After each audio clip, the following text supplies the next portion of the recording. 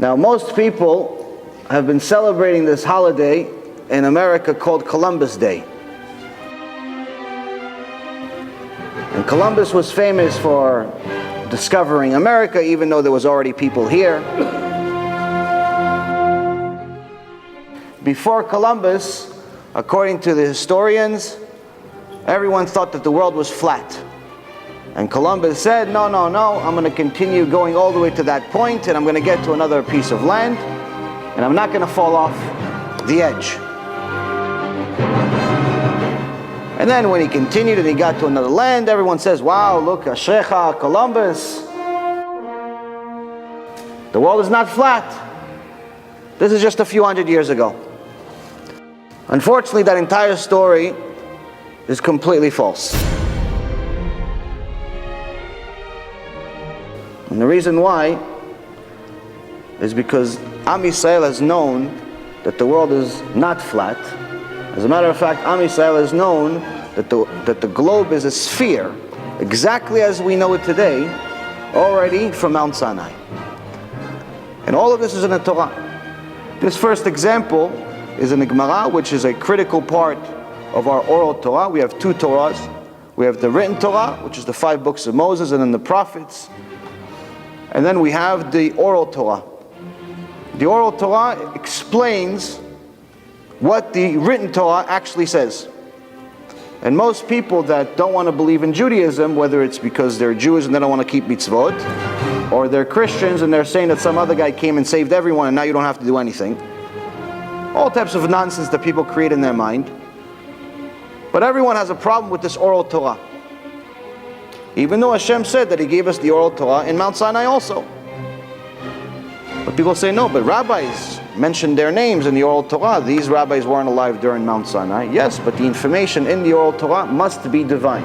And B'ezrat Hashem today we're going to prove that, because the information they had couldn't have been information possessed by a man. The first one being proof that the globe, that the earth is a sphere.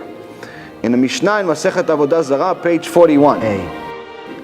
It says that there's all types of Avodah Zarah, there's all types of idol worship, and you're not allowed to benefit in anything that was ever worshipped. Even if it was worshipped for a day, you're not allowed to benefit from it. So the Gemara asks, okay, what about if it was a picture? I says, okay, what kind of picture? What if it was a picture of a man? I said, well, if it's a picture of a man holding a bird or holding a ball, you're not allowed to take it. It's like, okay, why the ball? Why the, what does it matter what he's holding? The Gemara says that if this man in the picture is holding a ball, then he's representing as if he's a king controlling the entire world. And they're saying, well, why does it represent him controlling the entire world? They say because the ball is a representation of Earth, the planet we live in, and Earth is round. Just like the ball is a sphere, so is the world that we live in. This Gemara was written nearly 2,000 years ago. The Mishnah itself about 2,500 years ago. Columbus, many years later, about 2,000 years later, he did not discover that the world was round. Am Yisrael has already known.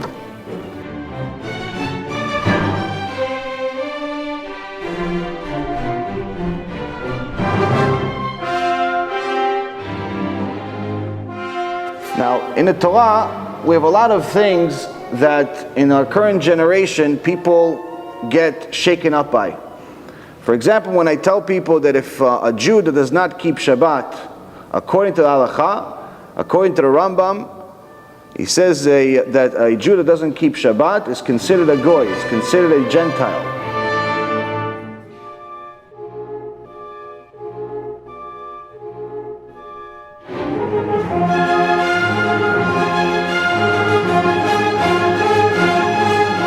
Considered not Jewish. But what kind of a Gentile? Because there's something called Chasdei Umot HaOlam, which is the righteous Gentiles, the righteous non-Jews around the world. Rambam says, no, not the righteous one. These are tzaddikim, they have Olam Haba. The Jew that's not keeping Shabbat, he's considered an idol worshiper. An idol worshiper. He doesn't keep Shabbat, he drives on Shabbat, he smokes cigarettes on Shabbat, watches TV on Shabbat, he's considered a complete idol worshiper. Now when I tell people this during the shul, it shakes them up. They go, what do you mean? I'm a Jew, my mom was a Jew, my dad was a Jew. I went to Knesset 3 times last year. I give some tzedakah once in a while. What do you mean? I'm not a Jew. Well, according to the Rambam, you're not a Jew. Your Judaism is on suspension. You start keeping Shabbat, suspension's off. Now things like this shake people up. One time I told somebody this, and when he wanted to prove to me that he's a Jew, he took out his Israeli identification, which had on it Jewish. I told him, yes, you know what, you're right, but it doesn't work in Olam Haba because you can't take it.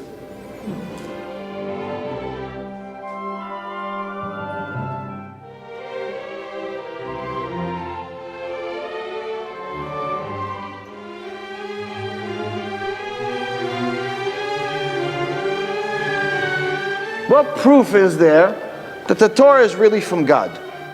What proof is there?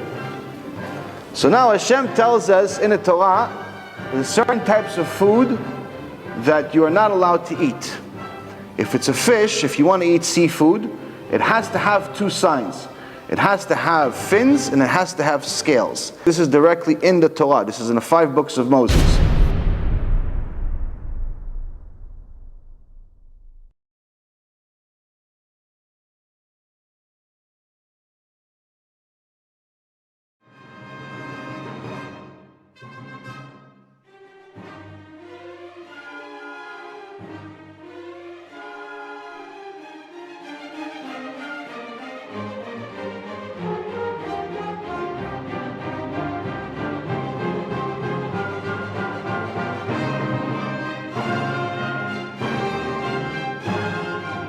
Hashem says, if a fish has fins and scales, it's kosher.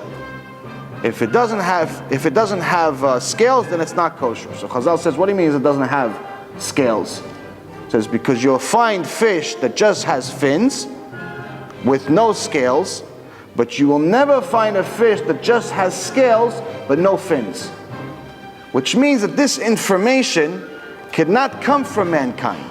Why? Because in order to, if you're going to write this in a book, and you want everyone to follow this book, then that means that you're not going to put something that could easily be proven wrong.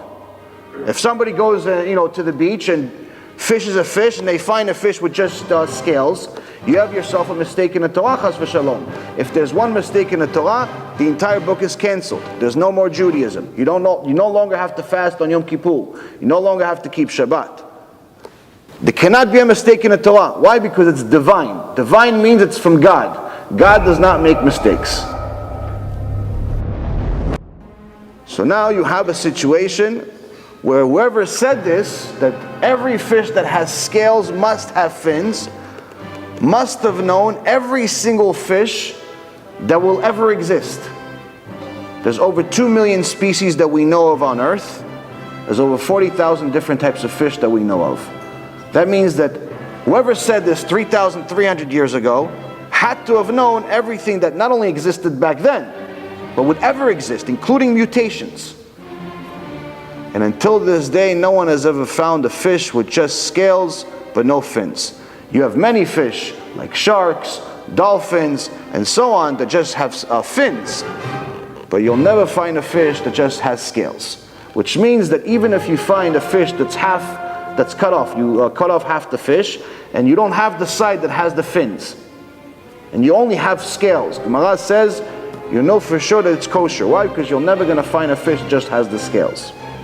So this is just one simple proof that's in the 5 books of Moses that Be'ezrat Hashem, all of us read every single year, Parashat Shavua. The issue should find us in the 5 books of Moses.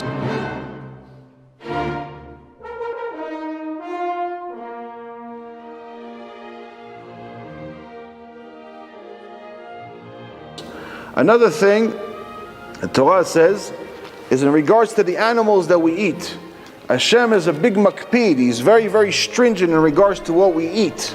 And the reason why is he says that everything that you ever eat, whether it's ice cream, or it's a steak, or it's an apple, or anything that you're ever going to eat, is going to turn into blood. Whatever doesn't turn into blood will come out of your system.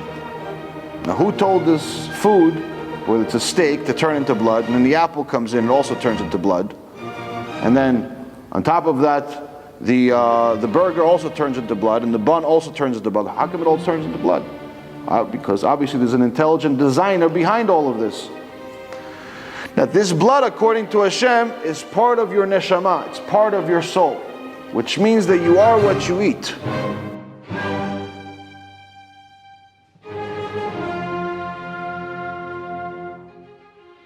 If you eat something impure, you become impure. But what does it mean impure? Does it mean you're a bad person? No, not necessarily.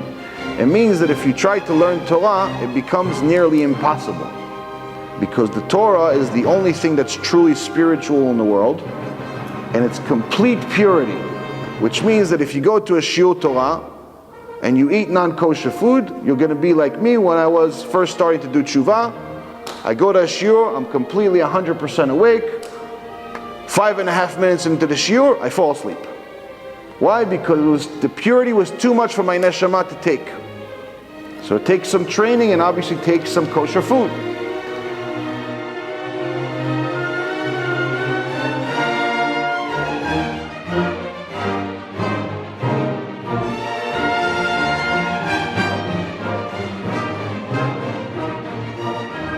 Hashem said that how are you going to know if this animal is pure? It says it has to have two signs. It has to have split hooves. It has to chew its cud, redigest its food.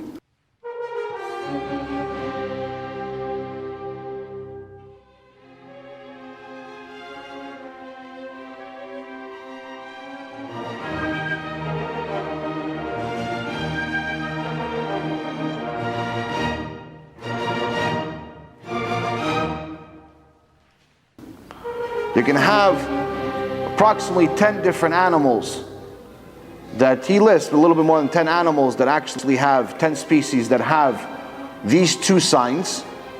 The rest of the animals in the world will not have any sign. It's either two or nothing, except 4. There are 4 animals that have one sign. The pig, the herynx, the rabbit, and the camel. 4 animals. 4 animals only have one of the 2 signs. Every other animal either has 2 signs, which means it's kosher, and the rest of the animals in the world have nothing.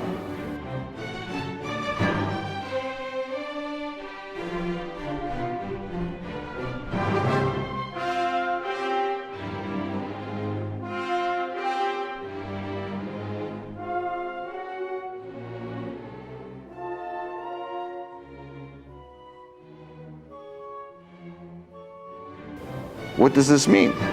This means that if we find animal number 5, there's a mistake in the Torah. If we find another animal with one sign, there's a mistake in the Torah. Baruch Hashem, 3,300 years have passed since we got the Torah, they're still looking.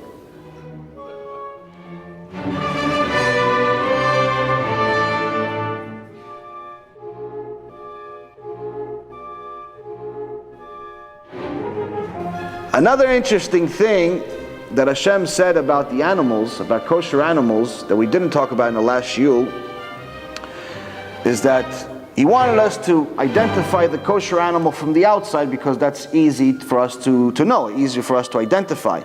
But there's also internal signs inside the animals.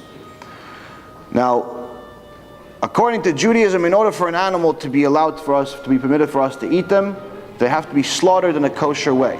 And slaughtered in a kosher way means that the animal cannot suffer, even for 1 second. Now if you look at a slaughter from the outside and you're not familiar with slaughtering looks really horrendous.